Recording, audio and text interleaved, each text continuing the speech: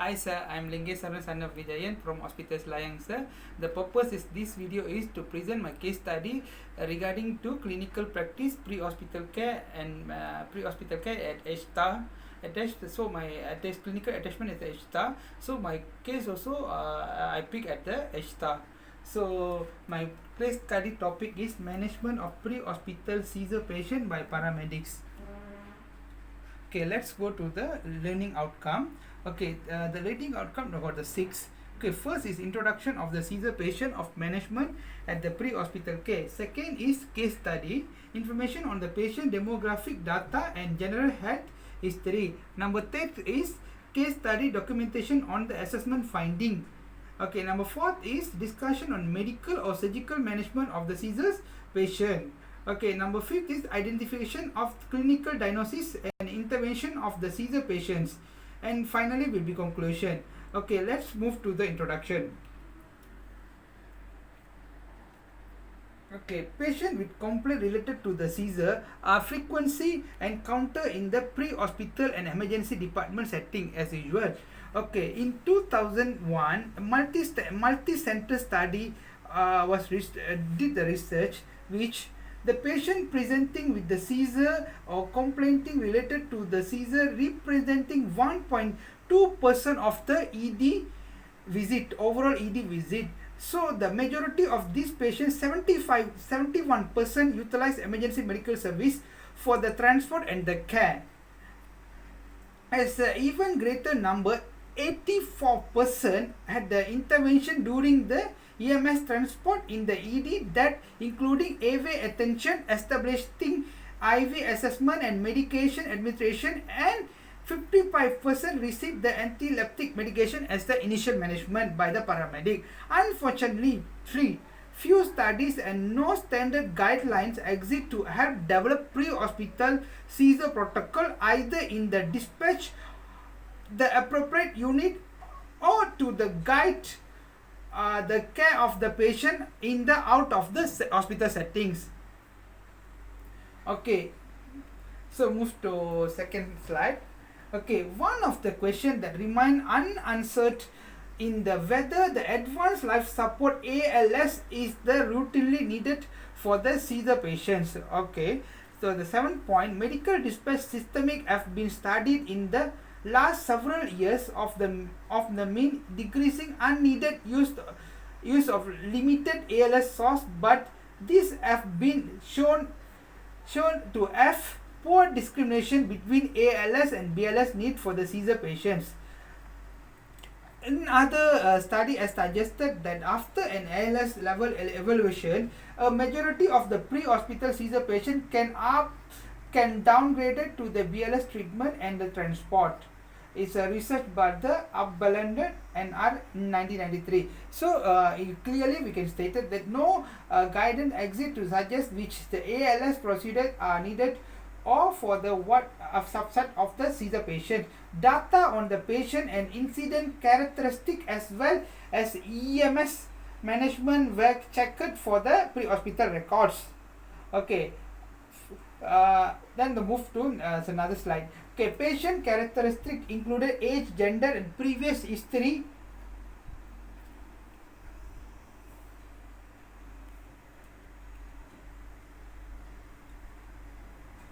Okay, awareness. Okay, previous history and seizure, use of the anticonvulsant drugs, level of awareness, and repeat the seizure activities while taking care of EMS. EMS healthcare records were also checked into determine the patient to meet, including requirement of ALS treatment that involve in seizure occurrence less than 1 hour period in arrival of the EMS. And said the timing of data were often determine the one scene and transport time and the compare between the cases which is IV assessment was attempt and those in which it's not attempt. Okay, so then we move to information on the patient demographic data and the general health history. Okay, this is a very important part, sir. Okay, this is a dispatch information. On my third day, I was found this case because on the test of Wednesday, 18 October 2020. Okay, the dispatch information, sir. The case type is medical. Level of response of the patient is unresponsiveness. Okay, brief into the info from the MACC. The patient is found by husband with a tonic-clonic seizure in the bedroom. The address of the patients we are found in Taman Sentosa, Klang. The process time, activation of the ambulance around 12:49 p.m. Rolling of the ambulance 12:59 p.m. Arrive at the scene or arrive at the Taman, the house around 13:30 p.m. Arrive at the patient will be in 1:15 p.m. Departure the time once we settle departure from the house of the patient is 1:40 p.m. Arrive the destination, which means ESTA ED around 1:53 p.m. and over the case to the ED is 2 p.m. and clear the case around 5 p.m.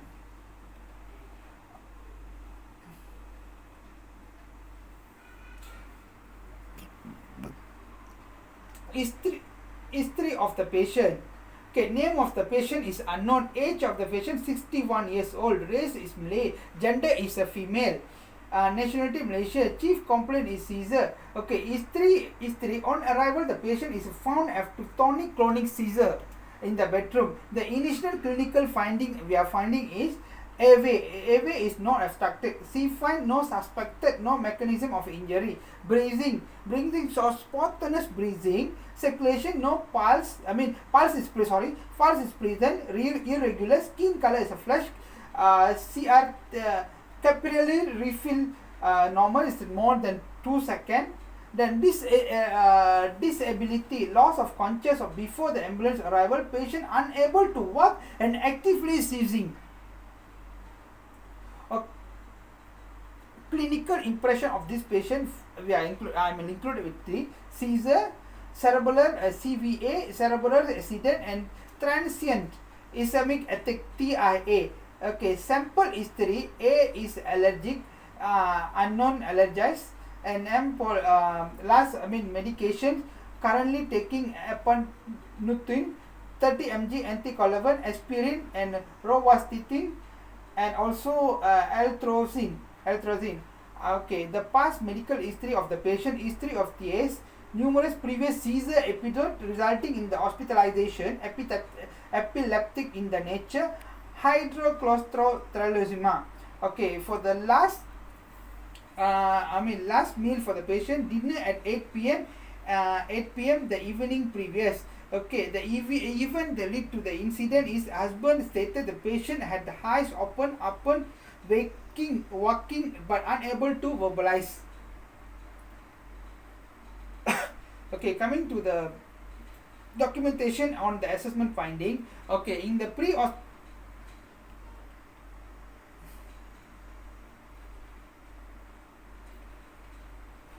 on the pre-hospital care and management, the pre-ambulance, oxygen therapy was given with the 15 ml commerce with the non-breathing mask. Okay, IV was inserted. Medication was given, which medication is diazepam 5 mg IV administration as patient actively actively seizing. Okay, transfer the patient to ambulance. Then we did 12 lead ECG often during the post-ictal phase. Okay, GCS of the patient reduced to 3/15. The patient is unresponsive. Nasopharyngeal airway NPA size 6 mm inserted into the left nostril. The patient was tolerant. Okay, enrolled to the hospital. Patient had 6 further tonic-clonic seizure.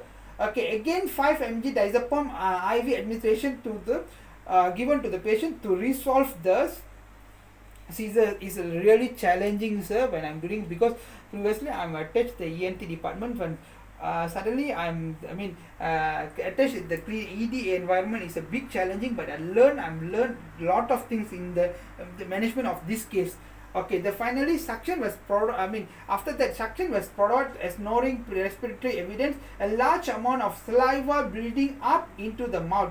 Ventilation assists respiration less than 10 per minute. Okay, resuscitation equipment prepare as the patient having run of the ventricular tachycardia. Total 10 ng diazepam IV administration in the pre-hospital care. By the observation, okay, pulse rate 134 ppm, pulse rhythm irregular, okay, ECG rhythm aphasic and unfolic PVS. Respiratory rate is a 12 per minute, normal, regular, and equal airway bilaterally enter. SpO2 95% on 95% on 100 percent on the non-rebracing mass. CRT less than 2 seconds. Blood pressure is 176 over 68 mmGh.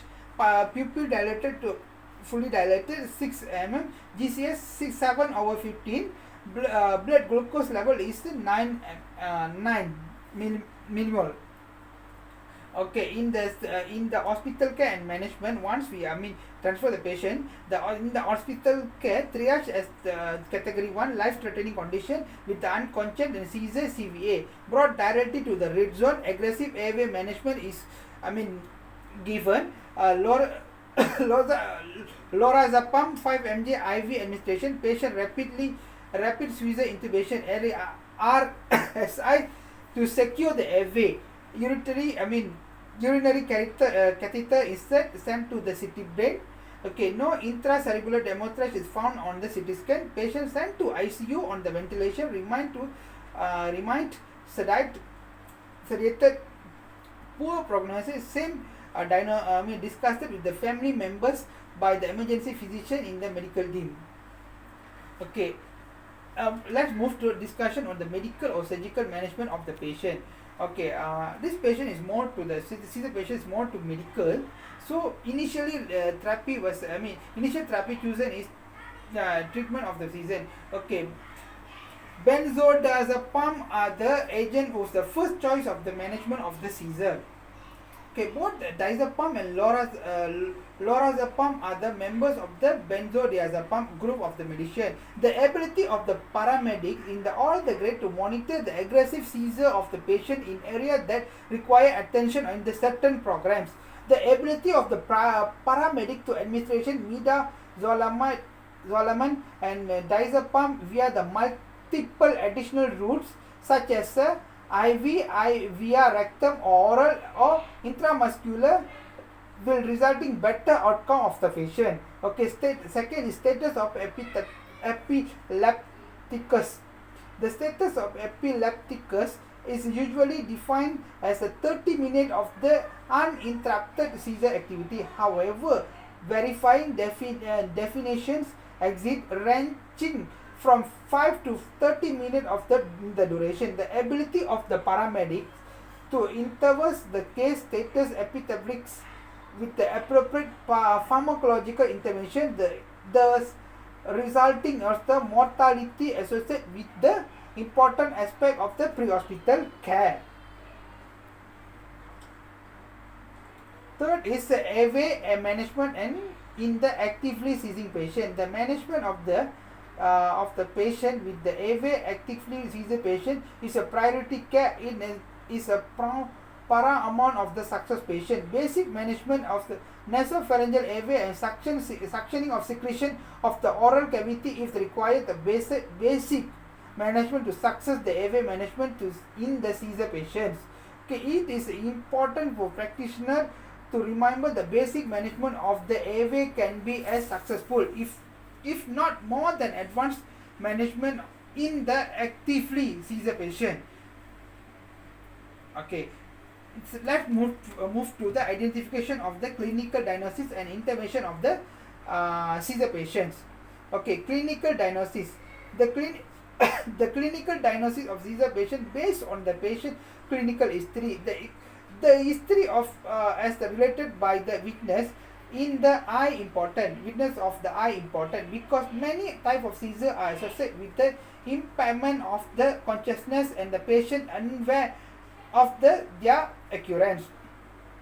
Okay, the first, the first clinical diagnostic equipment we use is the electroencephalography (EEG). Routine of EEG is monitoring of the electrical signal in the brain with the electrode sensors attached to the scalp. Usually, the first attempt to specialized outpatient clinician can find evidence of the abnormal electric activities in the brain. They figure out type of the seizures of the patient having, as well as the origin, by measuring the brain waves over the minute to the couple of the hours. So it is very important to trace patient with the abnormal waves in the brain. Okay, it's coming to prolonged EEG. Prolonged EEG is a routine, is normal. Diagnosis of seizure may require a stay in an epilepsy monitoring unit to continuous EEG monitoring with the video over several days. Prolonged video EEG monitoring uses a video camera to capture onset of and the characteristics of the seizure stimulatoriness with the EEG. Okay, second we move to radiologic testing. Radiologic testing, some seizure and epileptic are due to irregularities within the brain tissue such as scar, tumor or the other lesion that can show up radiologic imaging. Some of these issues can be treated with the epilepsy surgery. Radiologic tests are very important. Okay, so here we are going to touch a few tests are required to the seizure patient. Okay, first is MRI, magnetic resonance imaging. Okay, a brain MRI allows a physician to clearly see the patient internal body structure including brain tissue using the magnetic field and radio waves by revealing detail of the patient structure in the cross-sectional imaging called cuts. MRI can help the doctors locate possible seizure producing area in or next of the region structure change called seizure of the focus in the patient with the focal epilepsy and focali in the patient with multifocal epilepsy. Diagnostics protocols for the epilepsy may involve 3D portion and special coronal cuts. So the epilepsy specialist can be evaluate the temporal lobes for the sign and the measure temporal sclerosis or the identify patient with the generalized epilepsy. Seizure coming from the entire brain at the one rather than focal and multifocal areas. Okay, second to PET scan. Okay, PET scan is a brain scan called interictal fluorourine FDG or PET scan can show the changes in the brain metabolism and chemistry, which valuable evaluation patient with the many different conditions affecting the brain, especially epilepsy. This is a nuclear medicine procedure. The patient wear a plastic mask to help with the position in the scanner machine. The technologies inject a small amount of the radioactive material into the vein in the patient's arm while at the same time taking a blood sample from the other arm. As the material moves through the brain, the scanner machine reveal and record the changes in the brain. This is one of the best choice. Okay, other epilepsy tests. I just want to touch on two tests. First is a WADA test. WADA test is when epilepsy surgery is indicated to address the seizure. These two-part tests are part of the patient pre-surgery workup. The test can be predict in impact of the surgery and on the language and memory function. The information from the WADA test helps to determine the type of surgery that will be best treated for the patient while presenting area of the brain associated with the speech, memory and thinking function. Then the physiological assessment. Okay, some people epilepsy suffer from the memory problem other than cognitive difficulties, such as trouble coming up with the correct words to use in a conversation. Okay, this problem may result from repeat seizure medication or the brain disease that causing the seizure. Okay, the quantitative assessment can provide insight into the severity of indicate location of this lesson, the causing of the seizure. Okay, neurophysiological assessment can gauge the patient cognitive thinking ability as they are related to the function different brain structure. For example, impairment of the memory may indicate to abnormality of the function of the part of the brain called temporal lobe and the frontal lobe. Okay, finally I want to touch about the identification and the intervention initiated and the rationally. Okay, for the identification intervention, what I did in the ambulance care. Okay, did the patient, okay, pulse oximetry to monitor the oxygen saturation level in the blood is a very important aspect to monitor to not the seizure patient, every patient we must have vital, I mean 5 vital signs is very important, vital things must be done. Okay, vital sign, respiratory rate, respiratory heart rate, respiratory SpO2, and the pain score is going to gain the baseline set of vital sign for reference. Diazepam is an anticonvulsant medication to stop the seizure activity. Is very important to patient who having the seizure patient. So diazepam, you guys must remember diazepam is most of the anticonvulsant is highlighted by the KKM guideline to given to patient. As a paramedic, we can give to the patient.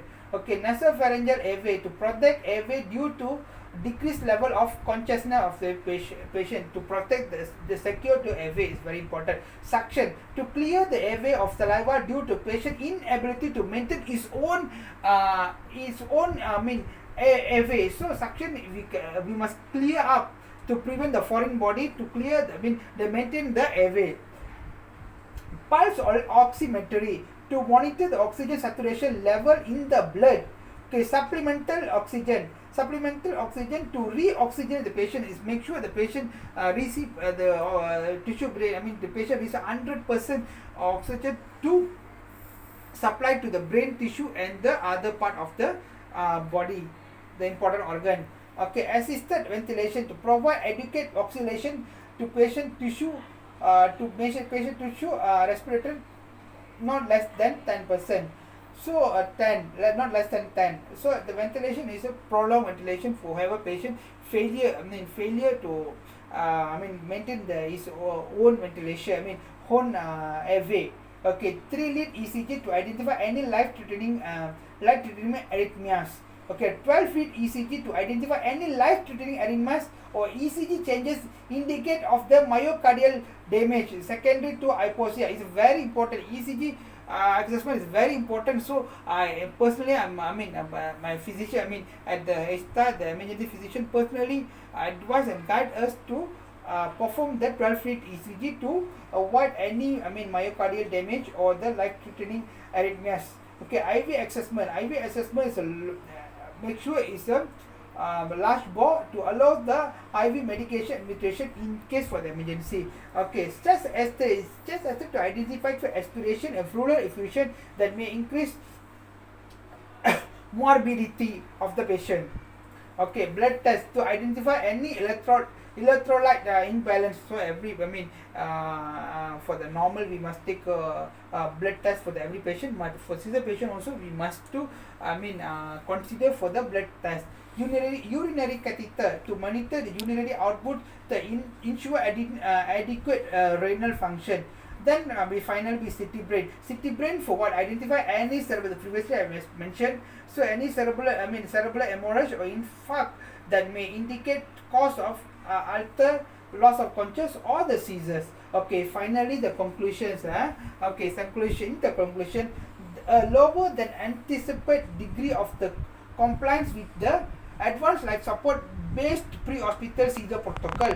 Thought the patient-specific care seems appropriate, although need of ALS therapy in the all epilepsy cases is remain unanswered. Okay, the risk recurrence of the seizure in the pre-hospital care or ED setting should be addressed when the accessing level of the level of care offered by to the patient. Pre-hospital care epilepsy patients are particularly category who may benefit for targeted therapies. Okay, making difficult to standardize the procedure to develop and follow. As in the most of patient, ABC can be airway, breathing, and circulation can be quickly identified. The treat paramedics can be option to withdraw IV placement in the patient where IM midazolam